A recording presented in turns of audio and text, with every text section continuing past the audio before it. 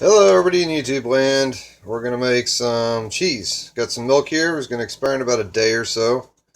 Uh, if you don't want it to go bad, or if you have no use for it and you don't want to throw it out, simply do this.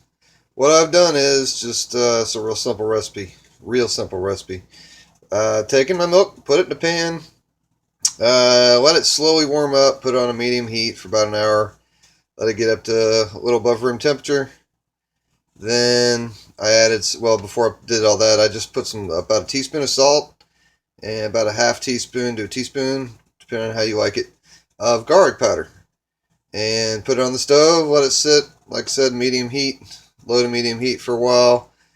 Kind of lets the garlic and the salt mix into the milk real good. And, the more you let it sit, the more you let it cook, actually, the more that kind of sweet milk taste you'll get. But anyway, heated it up now, or I'm heating it up now to about 180 degrees. Just keep stirring so the milk doesn't stick to the bottom. And what we're going to do is make a cheese that you can use in salads, spaghetti, eat it plain. It's kind of like a cottage cheese, but it's real clumpy. It doesn't taste like cottage cheese so much. And you don't have to put rennet in it or nothing like that. Rennet's that stuff you get from cow stomachs. Anyway, just had a few beers here. Thought I'd make some. Noticed my milk was going bad, so I was going to make some my cheese. My girlfriend loves it. I love it. A friend of mine, I was making it, showing him how to do it, and he asked me if it was safe to eat or not. It just cracked me up. But anyway, he really loved it. He's Italian and told his sister about it. She's been making all sorts of things with it. Anyway, okay, so basically here, I got my temperature gauge here.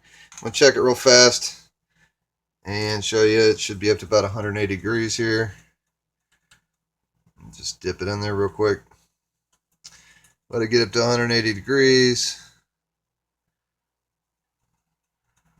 Should be sitting almost about 180 right now. Okay, there it is. Now for the simple part, actually making the cheese. Like I said, keep stirring it up so it doesn't stick to the bottom. Now, a lot of people measure stuff. I just say to heck with it. Take vinegar right here, just white distilled vinegar, and just dump about 1, 2. Yeah, we'll go 3 with that. About 3 teaspoons of white vinegar in there. Then slowly, just up and down with your spoon. Make sure it gets mixed in. Stir it around real slow. Don't go nuts with it. Now turn off your heat. Take it off the heat. Once again, just slowly stir it up. Make sure all that stuff's not sticking to the bottom. And give it a few minutes here. And look at the spoon, it's starting to stick to the spoon. Starts to separate. And I'll be back for part 2 because I'm lazy. Had a few beers. Want to drink another beer, let this cool off.